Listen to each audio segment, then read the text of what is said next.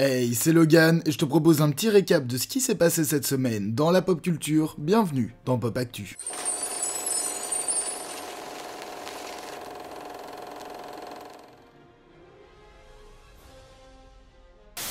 La filiale française d'Amazon Prime Video vient de signer de nouveaux accords, c'est avec Warner Bros Discovery et Sony Pictures que de nouveaux contrats ont donc été négociés. Le contrat avec Warner leur permet de pouvoir exporter en France le catalogue d'HBO Max qui n'est toujours pas arrivé par chez nous. Jusqu'ici OCS avait quelques exclus mais elle ne possédait pas tout le catalogue, nous pourrons donc incessamment sous peu retrouver sur Amazon Prime des séries comme Peacemaker, Euphoria, etc. Celui avec Sony est quelque peu différent, concernant les films ils sont bien évidemment soumis à la chronologie des médias, nous pourrons donc retrouver sur la plateforme 17 mois après leur sortie salle des films comme Spider-Man No Way Home, Morbius, Uncharted, etc. Nous ne savons cependant pas si cet accord concerne également Amazon Prime Video Belgique et que donc nous pourrions retrouver nous aussi ces films incessamment sous peu. Encore un petit peu de patience donc, mais ça arrive très bientôt.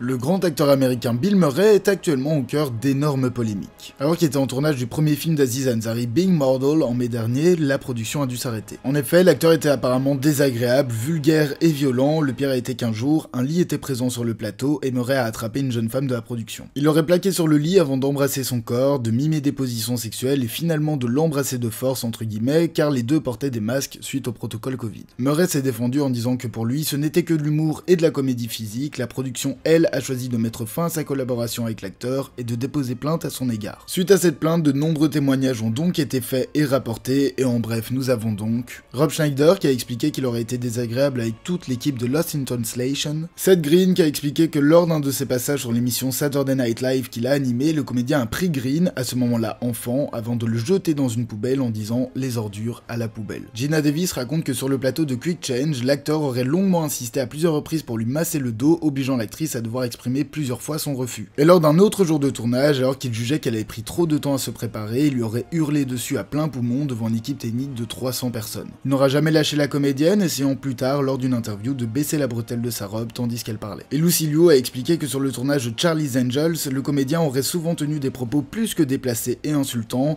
avant également d'agresser physiquement le réalisateur. C'est donc un énorme dossier de plaintes et d'accusations qui se construit à Hollywood, ce qui va mettre un assez gros frein à la carrière de l'acteur de 72 ans.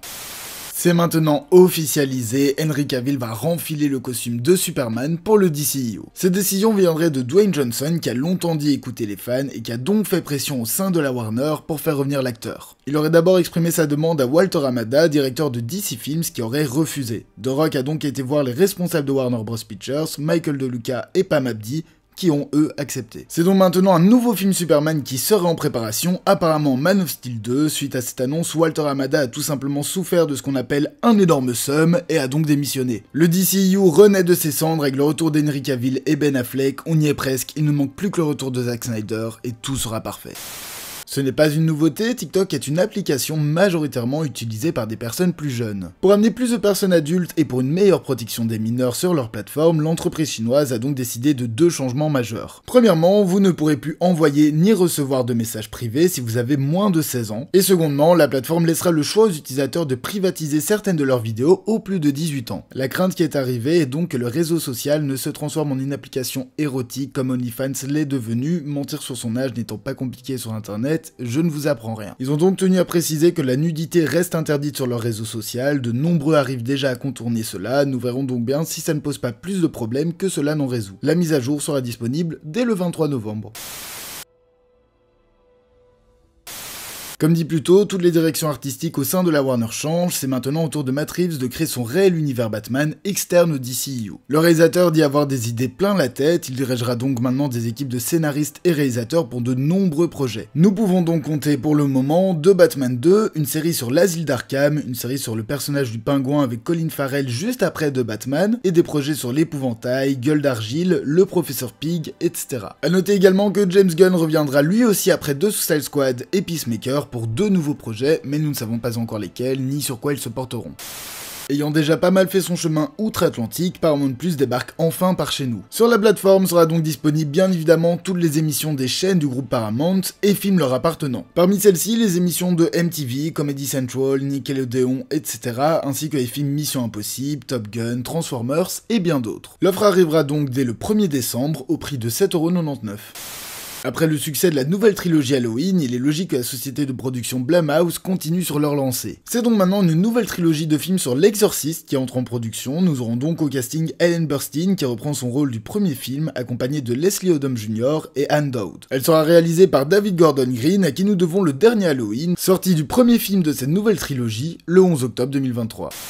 Allez, on a failli faire 100, mais bien évidemment. Nouvelle polémique sur Dahmer. Quand je vous dis que ça devient notre nouvelle série au sein de Pop Actu, je vous mens pas. Cette semaine, c'est le père du tueur qui en a contre Netflix à sa série tant controversée. D'après l'aide-soignant de l'homme de 86 ans, celui-ci aimerait attaquer Netflix en justice pour avoir raconté l'histoire de son fils sans son accord, raconté et dépeint sa vie à lui sans son accord, en faisant de lui un personnage plus méchant et qui a abandonné son fils, ce qui ne serait apparemment pas le cas. Avoir soudoyé ses avocats pour récupérer des enregistrements audio de son fils sans son accord pour les utiliser dans Conversations with a Killer, se faire de l'argent sur leur dos, mais le plus gros point sur lequel il veut les attaquer, et beaucoup de personnes le rejoignent dessus, il reproche à Netflix d'avoir glamourisé les crimes de son fils. En effet, suite à la série, de nombreux fans et admirateurs du tueur se sont découverts. Cependant, pour Lionel Dahmer, ce que son fils a fait reste des actes de cruauté, et il n'en comprend donc pas les admirateurs, surtout que ceux-ci viennent maintenant régulièrement dans le jardin de l'octogénaire. Après avoir commencé sa carrière là-bas et avoir collaboré de nombreuses fois avec Disney, Tim Burton a pris la décision de ne plus travailler avec le studio. Il en est fait revenu sur son dernier film avec Disney, Dumbo, pour Deadline, où il a déclaré « Mon histoire, c'est que j'ai commencé chez Disney. J'ai été embauché et licencié par Disney à plusieurs reprises au long de ma carrière. Le truc, c'est qu'avec Dumbo, je me suis rendu compte que mes jours avec Disney étaient terminés. J'ai réalisé que j'étais Dumbo, que je travaillais dans cet horrible et gigantesque cirque et que j'avais besoin de m'échapper. Ce film est un petit peu autobiographique à un certain niveau. C'est donc la fin pour le réalisateur et la firme aux grandes oreilles. Nous avons eu le droit à un premier aperçu de Michael B. Jordan et de Jonathan Majors pour Creed 3 qui sortira le 1er mars 2023. La saison 5 de The Crown a dévoilé 2 premières affiches. Une suite au film Twister de 96 a été annoncée. Une première affiche pour le prochain film de Disney Avalonia qui sortira le 23 novembre a été dévoilée. Zac Efron a posté une photo de lui bien en forme après un entraînement pour le film sur la famille Von Erich. Une première affiche pour la série Tulsa King avec Sylvester Stallone qui sortira le 1er décembre sur Paramount Plus a été mise en ligne. Le tournage du film Equalizer 3 a commencé, il sortira le 30 août 2023 en salle. Une première bande-annonce et affiche pour la 4ème saison de Titans a été dévoilée. Une série sur le film Kickboxer est en production. Une première bande-annonce et affiche pour la comédie Le pire voisin au monde avec Tom Hanks ont été dévoilées. Black Panther Wakanda Forever s'offre 6 nouvelles affiches de personnages. De premières images de gameplay ainsi qu'une bande-annonce pour le remake de Resident Evil 4 ont été dévoilées par Capcom. Le jeu sortira en mars 2023. Harry Lauti rejoint le casting de Joker Folie à 2 dans un rôle inconnu. Conjuring 4 est actuellement en développement. Michael Keaton a rapporté avoir touché 2 millions de dollars pour son caméo dans Batgirl, avant de rajouter « Si tu veux être bien payé, tu dois mettre une cape ». Il a été rapporté que Florence Pugh gagnera 10 millions de dollars pour apparaître dans le film Thunderbolts, ainsi qu'un autre projet Marvel. De premières images de Jennifer Lawrence sur le tournage de No Hard Feelings ont fuité. Winona Ryder semblerait avoir été engagée sur Beetlejuice 2, mais le tout reste flou, d'autant plus que Tim Burton n'a pas confirmé que le film se ferait après avoir reçu un prix au Festival Lumière. Le script du deuxième film de Flash est écrit, alors qu'Ezra Miller rentrera bientôt en procès pour cambriolage et risque jusqu'à 26 ans de prison. Et pour finir, des rumeurs diraient qu'Adam Driver serait en lice pour jouer Reed Richards, alias Monsieur Fantastique, dans le MCU. Documentaire signé Patricio Guzman, celui-ci est un film engagé socialement. Le réalisateur va se mettre en tant que narrateur dans un film qui retrace les grosses manifestations du Chili en octobre 2019. Au même titre que nous avons eu de nombreux documentaires sur les gilets jaunes en France, ici on y découvre un peuple qui veut retrouver ses libertés dans des manifestations fortes qui ont eu lieu dans tout le pays mais surtout à Santiago. Le film qui a été sélectionné au dernier festival de Cannes sortira le 26 octobre au cinéma.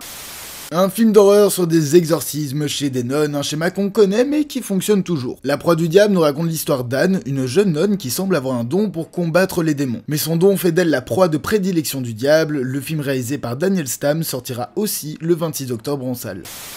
Série réalisée par Guillermo del Toro, le Cabinet des Curiosités est l'un des projets les plus attendus de cette fin d'année. La série sera composée de 8 épisodes, indépendants les uns des autres. Ils mettront en scène 8 histoires horrifiques recueillies par le réalisateur. Del Toro introduira également chaque épisode à la manière d'Alfred Hitchcock dans Hitchcock Présente. Ça a l'air beau, ça a l'air sanglant et ça sort le 25 octobre sur Netflix.